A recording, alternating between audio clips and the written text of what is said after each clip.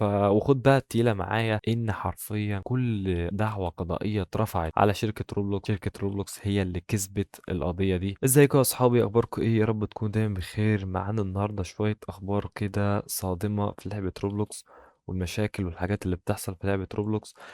فأنا جايلك بفيديو هحكي لك إيه الحاجات اللي بتحصل وإيه موضوع الدعاية القضائية اللي كل شوية ولايات أمريكا اللي بترفعها على شركة روبلوكس. بس حابب قبل ما نبدأ الفيديو كل الوقت ينزل يشترك في القناة ويفعل زر الجرس ويتابع فيديوهاتي علشان ما يفوتكش الحاجات اللي أنا بنزلها.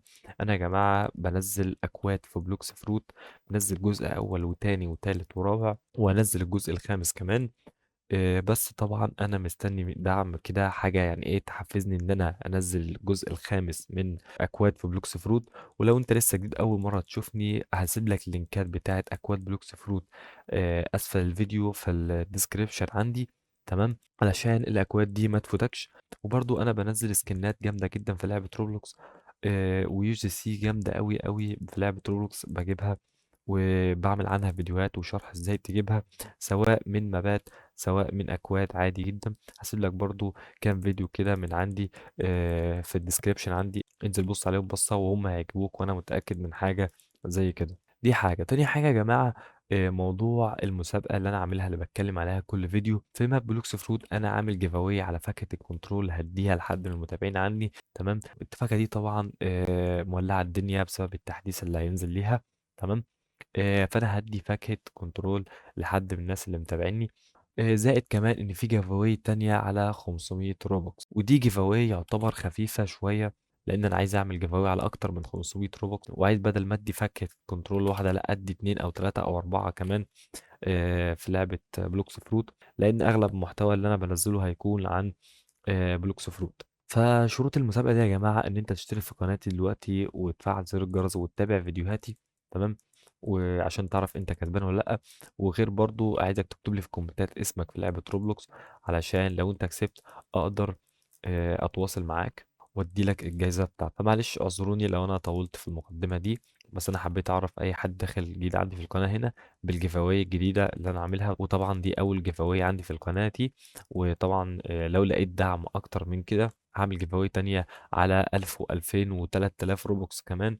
وكمان بدل فاكهة الكنترول ممكن ادي فاكهتين او ثلاثة، او على حسب احتياج الشخص هو محتاج انهي فاكهة وهديله الفاكهة اللي هو عايزها. فبس يا جماعة دي شروط المسابقة سهلة جدا، ومعلش انا اسف لو طولت عليكم في المقدمة. تعال بقى نشرح ايه موضوع الدعوة القضائية اللي بترفعها ولايات امريكا على شركة روبلوكس. شركة روبلوكس من كام يوم اترفع عليها دعوة قضائية من الولايات بتاعت أمريكا، منها ولاية اللي اسمها لويزيانا، وولاية تكساس، وولاية كنتاكي. التلات ولايات دول رفعوا دعوة قضائية على شركة روبلوكس. السبب إن هي دي تهمة كده، اللي هي رافعة زي قضية تهمة كده إنها مش محافظة على الأطفال اللي بيلعبوا لعبة روبلوكس. طب أنا مش فاهم إيه المحافظة على الأطفال في لعبة روبلوكس. بيقول لك إن هم كانوا فاتحين الشات للناس اللي هي الأطفال الصغيرين، وكان في ناس تانية كانت بتكلمهم، وكان الموضوع ممكن يوصل لتحرش أو إساءات جنسية أو أي حاجة من الحاجات دي. فطبعا الولايات دي هي اللي بلغت على شركة روبلوكس إن الموضوع ده إن هم متضايقين منه وكده يعني. ده غير اصلا ان شركه روبلوكس قافله الشات لاي حد اقل من 17 سنه. فاي حد يا جماعه اصلا اقل من 17 سنه الشات مش هيكون مفتوح له، ومش اي حد اصلا هيكتب ان هو في اللعبه 18 سنه مثلا او 19 سنه فالشركه تقول لك ماشي انت كده 17 سنه فافتح لك الشات وكده. لا، ده انت اصلا بتصور نفسك لشركه روبلوكس عشان تاكد اذا كنت انت اعلى من 17 سنه ولا لا.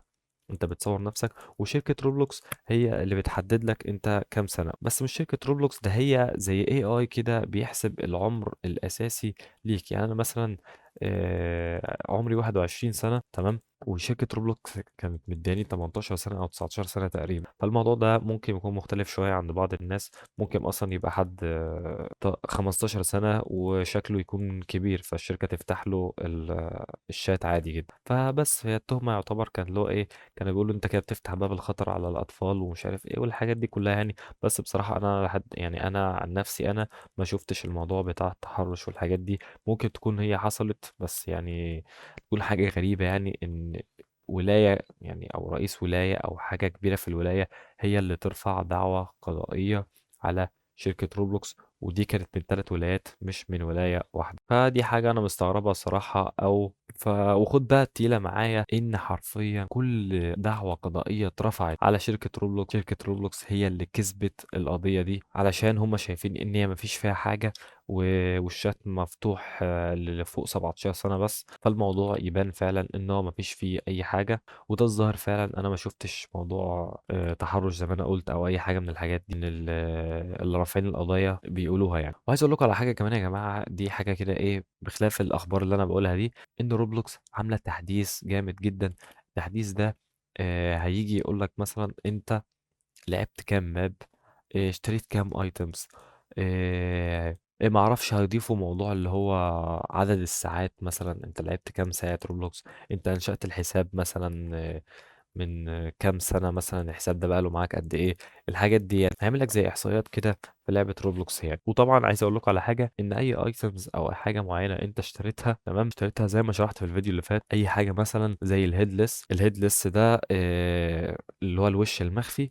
الوش المخفي ده يا جماعة المفروض ان هو سعره 31,000 روبل. وكان في ناس، انا كنت شرحت الموضوع ده بالتفاصيل، ان كان في ناس بتعمل زي وش مخفي او حاجات، بتقلد حاجات سعرها غالي جدا في لعبة روبلوكس، وتيجي تعملها مثلا بأسعار رخيصة مثلا زي 50 روبوكس او 60 روبوكس. وعايز اقول لك على حاجة يا جماعة مهمة جدا جدا، ان انت لو فكرت ان انت تشتري حاجة زي دي تمام، شركة روبلوكس بتشيل منك الايتم تمام، وما بتديلكش الروبوكس بتاعه. ممكن ساعات شركة روبلوكس تشيل الايتم معين مثلا او حاجة معينة انت اشتريتها وبتدي لك الروبوكس بتاعه. بس لو اشتريت حاجة زي كده الايتم هيتشال منك ومش هتاخد الروبوكس بتاعه.